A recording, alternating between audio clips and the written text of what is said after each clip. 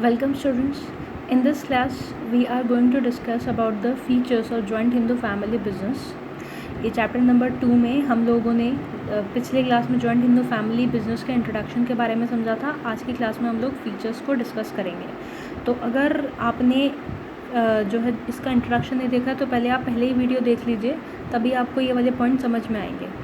ठीक है, तो एक मैं आपको रिव्यू दे देती हूँ कि जॉइंट हिंदू फैमिली बिजनेस में हमने लास्ट क्लास में पढ़ा था कि जॉइंट हिंदू फैमिली बिजनेस जो एक संयुक्त परिवार का बिजनेस होता है। इस परिवार का जो सबसे बड़ा व्यक्ति होता है उसे हम लोग कर्ता कहते हैं और वो उस बिज़नेस को रन करता है। क्लियर है। अब जो बाकी लोग होते हैं उन्हें हम को पर्सनर्स कहते हैं, वो उसके मेंबर्स होते हैं और उनका भी बराबर का अधिकार होता है उनकी एंसेस्टर्स की प्रॉपर्टी पर। ठीक है, और यहाँ पर अगर लड़का है या लड़की उसमें भेदभाव नहीं होगा और बराबर का अधिकार रहेगा बिजनेसेस में। क्लियर है। तो आइए अब इसके फीचर्स के बारे में हम लोग डिस्कस करते हैं। The first feature is formation. देखो, सोल प्रोप्राइटरशिप जो हमने first form of business organization पढ़ा था, वहाँ पे उसके फॉर्मेशन के लिए क्या बात थी, जब भाई उसकी प्रोप्राइटर जो है उसकी मर्ज़ी होगी तो वो अपना बिजनेस रन कर सकता है ना, चालू कर सकता है, और जब उसका मन हो वो उसे बंद कर सकता है। तो इसी तरीके से यहाँ पे भी हाँ सबसे पहला जो पॉइंट है वो है फॉर्मेशन का। तो फॉर्मेशन में देखिए क्या बोला इसने, for a joint Hindu family business there should be at least 2 member in the family and ancestral property to be inherited by them. तो जॉइंट हिंदू फैमिली बिजनेस को शुरू करते वक्त क्या होना चाहिए, कम से कम परिवार में 2 सदस्य होने चाहिए। ठीक है, यानी कि हस्बैंड वाइफ भी इसको कर सकते हैं। There should be at least 2 member in the family and ancestral property to be inherited by them, और उनको किसी तरीके की कोई अपने पूर्वजों की संपत्ति मिल रही है। ठीक है।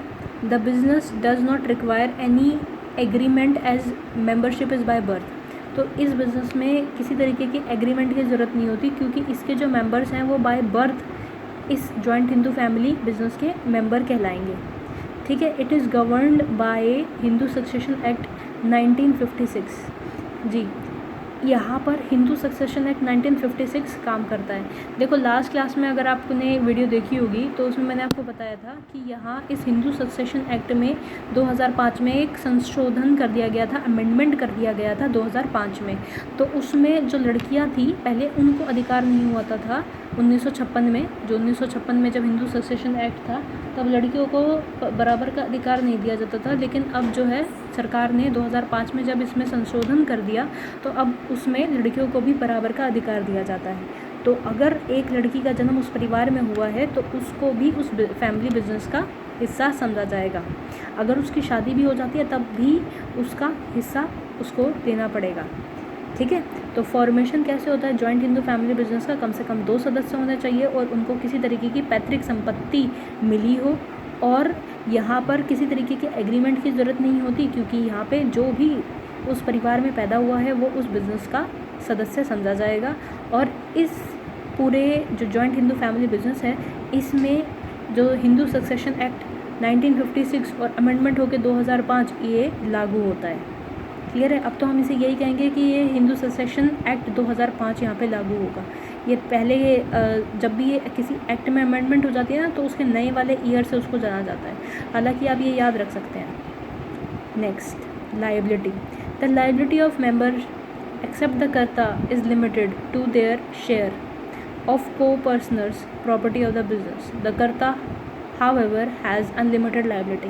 हाँ जी, मैं आपको बता चुकी हूँ कि जो हिंदू अनडिवाइडेड फैमिली होती है उसमें जो सबसे बड़ा इंसान होगा एज वाइज, वो उस फैमिली का क्या माना जाएगा, उस बिज़नेस का क्या माना जाएगा, कर्ता माना जाएगा। तो जो कर्ता होगा ना उसकी तो लायबिलिटी अनलिमिटेड होगी, लेकिन जो को पर्सनर्स है ना उनकी जो लायबिलिटी होती है वो होती है लिमिटेड। जितना उनका शेयर है ना सिर्फ उतनी ही लायबिलिटी होगी। फॉर एग्जांपल सपोज़ जो है प्रॉपर्टी के हिसाब से अगर हम देखें, हर मेंबर का जो शेयर है वो 2 लाख रुपए आता है। परिवार में 5 सदस्य हैं, यानी कि 5 को पर्सनर्स हैं, उनका जो शेयर है वो है 2 लाख रुपए का। तो उनकी जो लायबिलिटी सिर्फ 2 लाख रुपए तक की ही होगी, लेकिन जो कर्ता होगा ना उसकी लायबिलिटी अनलिमिटेड होगी। अगर लायबिलिटी से यहाँ पे बार बार मतलब क्या आता है, ये लायबिलिटी का पॉइंट आपका सोल प्रोप्राइटरशिप में भी आया था और अब जॉइंट हिंदू फैमिली बिजनेस में भी है। तो जो लायबिलिटी होती है वो ये है कि अगर इन्होंने अपने बिज़नेस को करते वक्त किसी और से पैसा लिया हुआ है तो उसको उन्हें पेमेंट करनी पड़ेगी। अब पेमेंट करने के लिए क्या होता है बेटा कि इनको अगर अपने बिजनेसेस में से अपने बिजनेस में ये से पैसा नहीं पे कर पाए हैं तो इनकी पर्सनल प्रॉपर्टी को भी बेचा जा सकता है। तो को पर्सनर की तो सिर्फ उतनी ही प्रॉपर्टी जाएगी जितना उनका शेयर है, लेकिन जो कर्ता होता है उसकी अनलिमिटेड लायबिलिटी होने के कारण जो है ज़्यादा असेट उसके बेचे जा सकते हैं, उसकी ज़्यादा पर्सनल प्रॉपर्टी को बेचा जा सकता है। लेकिन को पर्सनर्स को क्या फ़ायदा होता है कि उनका जितना शेयर है ना उस बिज़नेस में उतना ही उनके ऊपर लायबिलिटी का बर्डन पड़ेगा, उनसे ज़्यादा नहीं लिया जा सकता। लेकिन कर्ता के ऊपर क्या हो गई, अनलिमिटेड लायबिलिटी हो गई। क्लियर। नेक्स्ट कंट्रोल की बात करते हैं। अभी मैं आपको बार बार बता चुकी हूँ कि बिज़नेस का जो सबसे बड़ा सदस्य होता है, एल्डेस्ट मेंबर जो होता है, वो इस बिज़नेस का क्या होता है, मालिक होता है, कर्ता होता है। तो कर्ता का ही कंट्रोल रहता है इस बिज़नेस में, सारे फैसले वही लेने वाला है, ठीक है, और उसके फैसले बाकी को पर्सनर्स को मानने पड़ते हैं। The control of the family business lies with the कर्ता।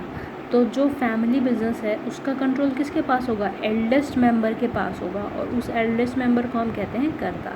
He take all the decision, वो सभी फैसले लेगा, and is authorized to manage the business, और उसको अधिकार दिया गया है कि वो बिज़नेस को मैनेज करे। अब देखो बेटा, यहाँ पे मैंने आपको बताया कि अगर आपको इस बिज़नेस का मेंबर बनना है तो आपका उस परिवार में जन्म होना चाहिए, तभी वो बंदा उस बिज़नेस का मेंबर बन सकता है। तो जिसका जन्म हुआ है अभी, वो तो नहीं जानता ना कि बिज़नेस किस तरीके से चलाया जाएगा, ठीक है। तो इसीलिए क्या होता है कि यहाँ पर जो करता है उसके पास सबसे ज़्यादा पावर आ जाती है, उसके पास अथॉरिटी होती है बिज़नेस को मैनेज करने की। His decision are binding on other members, और सभी मेंबर्स को उसके फैसलों का पालन करना पड़ता है। क्लियर। चलिए नेक्स्ट हम लोग फीचर पढ़ते हैं इसका, कंटिन्यूटी। अच्छा, अगर बिज़नेस आपने शुरू किया है तो बिज़नेस को आप कभी भी बंद भी कर सकते हो, है ना, कितने लंबे टाइम तक आपको चलाना है, ये सारे फैसले किसके हाथ में होंगे, कौन ये फैसले करेगा, उसके बारे में जानते हैं। Business continue even after the death of the कर्ता। जी, अगर जो एल्डेस्ट मेंबर है उसकी डेथ हो जाए, जैसा भी मैंने आपको बताया कि एक परिवार में दादा दादी, पेरेंट्स और बच्चे हैं, तो जो दादाजी हैं उनकी डेथ हो जाए तो फिर उसके बाद कौन उसका मेंबर बनेगा।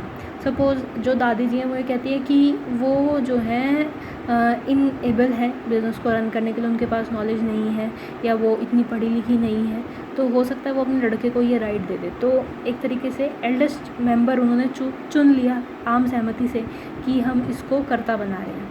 तो कर्ता की डेथ के बाद भी जो नेक्स्ट एल्डेस्ट मेंबर होगा ना, उसको कर्ता की पोजीशन पे बना दिया जाता है, ठीक है। The business continue even after the death of the karta as the next eldest member takes up the position of karta leaving the business stable. तो जब मेन जो कर्ता था उसकी डेथ हो जाती है तो नेक्स्ट मेंबर कर्ता बन जाता है और उससे बिजनेस में स्टेबिलिटी बनी रहती है। क्लियर है। The business can however be terminated with the mutual consent of the member। तो बिज़नेस को टर्मिनेट यानी कि बंद किया जा सकता है जब सभी मेंबर्स आम सहमति बना लेते हैं, तो बिज़नेस को क्या कर सकते हैं, बंद कर सकते हैं। तो यहाँ पे जो बात हुई थी कंटिन्यूटी की, कि अगर कर्ता की डेथ हो जाती है तो कर्ता के बाद जो एल्डेस्ट मेंबर होगा उसे कर्ता बना दिया जाएगा, और बिज़नेस को अगर बंद करना है तो जो मेंबर्स हैं वो अपनी आम सहमति बनाकर बिज़नेस को बंद कर सकते हैं। क्लियर है। अगर वो ये सोचते हैं, देखो कई बार क्या होता है बेटा कि जो जिस पर्सन ने बिज़नेस स्टार्ट किया है वो सबसे ज़्यादा एबल है, और जो उसके बच्चे हैं वो इतने एबल नहीं है, या वो किसी और फील्ड में अपना बिज़नेस करना चाहते हैं, उस पर्टिकुलर चीज़ में अपना बिज़नेस को नहीं बढ़ाना चाहते हैं, कुछ और काम करना चाहते हैं, तो अपने म्यूचुअल कंसेंट से वो उस बिज़नेस को बंद कर देंगे और अपने अपने शेयर को वहाँ से शेयर कर लेंगे। जितना भी उनके हिस्से में प्रॉपर्टी आती है या जितना भी पैसा आता है उसको वो शेयर कर लेंगे, ठीक है, और बिज़नेस को बंद कर दिया जाएगा अपनी म्यूचुअल कंसेंट के साथ, आम सहमति बनाकर, ठीक है। तो ये कंपलसरी नहीं है कि उनको बिज़नेस कंटिन्यू करना ही होगा। अगर वो चाहते हैं बिज़नेस को बंद करना तो वो बिज़नेस को बंद कर सकते हैं, ठीक है। और बिज़नेस को बंद करते वक्त सबसे पहली चीज़ क्या होती है, जितनी भी लायबिलिटी होती है ना उनको उसे पे करना पड़ता है, उसके बाद वो आराम से बिज़नेस अपना बंद कर सकते हैं। चलिए नेक्स्ट और लास्ट फीचर जो है इस बिज़नेस का वो है माइनर्स मेंबर। अब the inclusion of an individual into the business occur due to the birth in a Hindu undivided family. Hence minor can also be member of the business. देखिए, मैं आपको पहले भी कई बार बता चुकी हूँ कि हिंदू अनडिवाइडेड फैमिली का मेंबर कौन होगा, जो उस परिवार में पैदा हुआ है। तो माइनर भी इस बिज़नेस का मेंबर हो सकता है। क्लियर है? तो हमने इसके फीचर्स के बारे में जाना। आप लोग एक बार इसको दोबारा से रिवाइज़ कर लीजिए। कोई डाउट आता है तो आप मुझे कमेंट करके बता सकते हैं। Thank you, take care. Next class में हम लोग इसके मेरिट्स को डिस्कस करेंगे।